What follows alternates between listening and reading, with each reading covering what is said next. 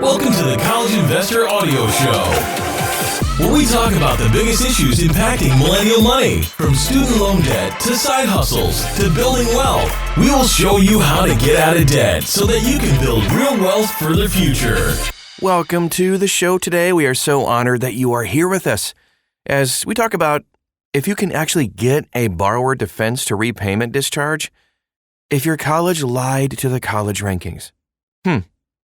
The borrower defense to repayment can discharge a borrower's student loan debts when they were defrauded by their college. I should say federal student loans. I should specify those. When a borrower's defense to repayment claim is approved, the borrower's federal student loans are completely canceled and all previous payments are refunded to the borrower. Pretty cool. All negative credit reports relating to the loans are completely removed from the borrower's credit history, and the borrower's eligibility for federal student aid is restored, if applicable. Borrower defense to repayment discharges are also tax-free. It's pretty incredible. Here are the questions, though. Can you qualify if your college provided false and misleading information to the college rankings? And can you qualify if your college provided a misleading financial aid award letter? The answer is, as is often the case in matters relating to financial aid for college, and almost everything in life, it depends. Okay, so first of all, let's do a quick overview of what the borrower defense to repayment actually is. The Higher Education Act of 1965 requires the U.S. Department of Education to issue regulations specifying when a borrower can assert a defense to repayment of their federal student loans based on a college's acts or omissions. The law limits recoveries to no more than what the borrower has previously paid, in addition to canceling the debt. The regulations specify that a borrower may qualify for the defense to repayment when the college violated federal or state laws or engaged in a misrepresentation concerning the borrower's federal student loans, enrollment at the college, or the educational services for which the loans were made. In some cases, the borrower must have been financially harmed by the misrepresentation. Misrepresentations include not just false, erroneous, and misleading statements, but also omissions of relevant facts that yielded a false, erroneous, or misleading statement. Statistics concerning borrower defense to repayment discharges. Okay, so borrower defense to repayment discharges were very rare prior to 2016 when the regulations were updated. To date, most of the borrower defense to repayment discharges have been for borrowers who attended for-profit colleges that closed, like Corinthian Colleges and ITT Technical Institute. Remember those commercials?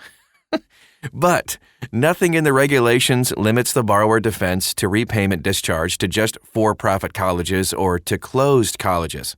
If a public or private nonprofit college made misrepresentations concerning financial charges, the nature of its educational programs, or the employability of its graduates, borrowers who attended the college may be eligible for a borrower defense to repayment discharge. As of November 30th, 2022, the U.S. Department of Education has received 762,800 applications for borrower defense to repayment discharges. Of these, just a tick above 313 grand, 41%, have been processed, and a little below 450,000 applications are still pending. Of the processed ones, 61% of those have been approved, and a whopping 110,000 have been denied. These stats do not include the SWEET settlement, which applies to more than 200,000 borrowers. These statistics also don't include pending reconsideration of denied applications. If you love legalese and digging deeper into the regulations and the actual laws, you can find a big section of this article that deals with this stuff at thecollegeinvestor.com. It's just a little bit confusing to do in a podcast, so I'm going to leave that out for today. But again, go to thecollegeinvestor.com and just copy and paste the title of this podcast right into the search bar, and you can dive really deep into the actual regulations for the borrower defense to repayment discharge. But let's move on to misrepresentations relating to college rankings and award letters. It appears that a borrower may be eligible for a borrower defense to repayment discharge, depending on whether the 1995, 2016, 19, or 2022 regulations apply. Those regulations, again, you can dive deep on inside this article. Based on misrepresentations the college made to college ranking organizations and in financial aid award letters. Here are some examples, real quick. Inaccurate information about a college's ranking. Ding! Statements concerning a college's ranking when the ranking is based on inaccurate information provided by the college to the college ranking organization. Inaccurate information about a college's selectivity or admission rate. Inaccurate information about average class size and student-faculty ratios. Inaccurate information about the qualifications of a college's faculty. There's a few more I'm going to run through here. And pay attention, write this down. If your college has done any of these things, you may be eligible. Inaccurate information about a college's graduation rates, job placement rates, and earnings after graduation. Inaccurate information about licensing passage rates or licensing requirements. Inaccurate information about the ability to transfer credits to other colleges. That's a big one. Inaccurate information about the college's accreditation, including program-specific accreditation. Inaccurate information about tuition and fees and eligibility for financial aid. Inaccurate and incomplete information concerning the college's cost of attendance in a financial aid award letter, such as the omission of indirect costs or the provision of old information concerning cost of attendance components, like rent and textbook costs. Misrepresentations concerning the nature of financial aid, such as characterizing a loan as a grant or as reducing college costs, or even failing to identify loans as loans that must be repaid, usually with interest. Or misrepresentations concerning the terms or amount of a loan.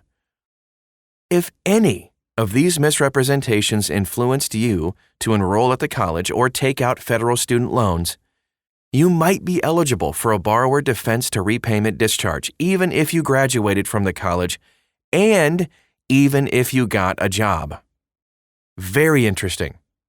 I don't know if you're this way, but I tend to learn a little bit more when I get examples. So let's do a few examples of some colleges that have been alleged to have provided inaccurate information to college ranking organizations.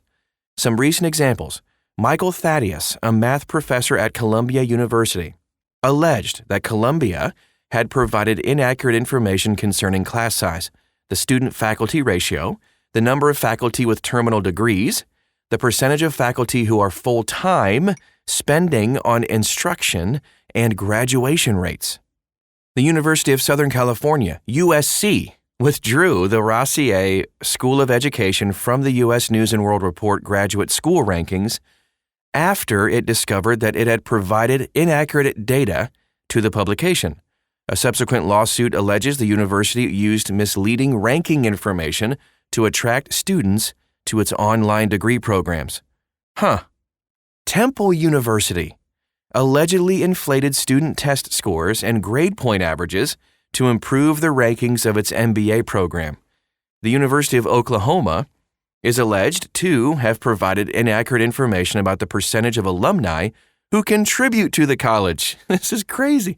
So it's not just for-profit colleges, that are kind of sketchy. These are major, old, in-state colleges that are highly respected. Very interesting. There are potentially more widespread problems concerning college financial aid award letters. There's a report by the U.S. Government Accountability Office, GAO, that found several problems with college financial aid award letters. 50% of colleges understate the net price in their financial aid award letters. Some colleges focus on just the amount owed to the college. Some colleges subtract loans in addition to gift aid from college costs when estimating the net price. 31% of colleges don't provide the full cost of attendance in their financial aid award letters, including key direct and indirect costs. 24% of colleges don't even label the type of financial aid in their award letters, blurring the distinction between grants and loans. 15% of colleges do not separate gift aid and loans in their award letters. These practices are misleading because they make the college seem less expensive than it actually is and promote confusion about the real cost of college. These practices place colleges at risk from borrowers submitting borrower defense to repayment claims for which the colleges might be liable. Pay attention to your financial aid award letters. You can file a borrower defense to repayment claim online at studentaid.gov/borrower defense. Studentaid.gov/borrower defense will have links to all of this as well. You can also submit a borrower defense to repayment application as a PDF and mail it to the U.S. Department of Education. We have the address posted right inside this article. And when filing a borrower defense to repayment claim, include documentation that supports the claim, of course, copies of advertisements, brochures, and other promotional material, including pages from the college's website, course catalog, and handbook, anything you can get your hands on that came from the college. Copies of lawsuits filed by the Consumer Financial Protection Bureau, CFPB, state attorneys general, and private attorneys may also be helpful. Include as much information as you can.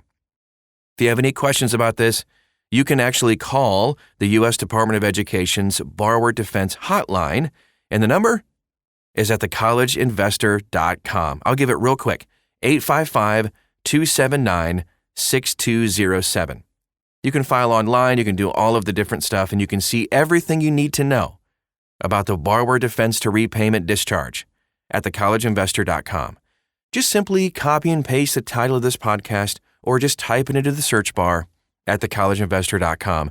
You can also follow us everywhere on social media, ask questions, get to know us. We'd love to get to know you. Just search for The College Investor. Anywhere you are, we're probably there too. That is our show for today. Thank you so much for stopping by, and we will talk to you again real soon.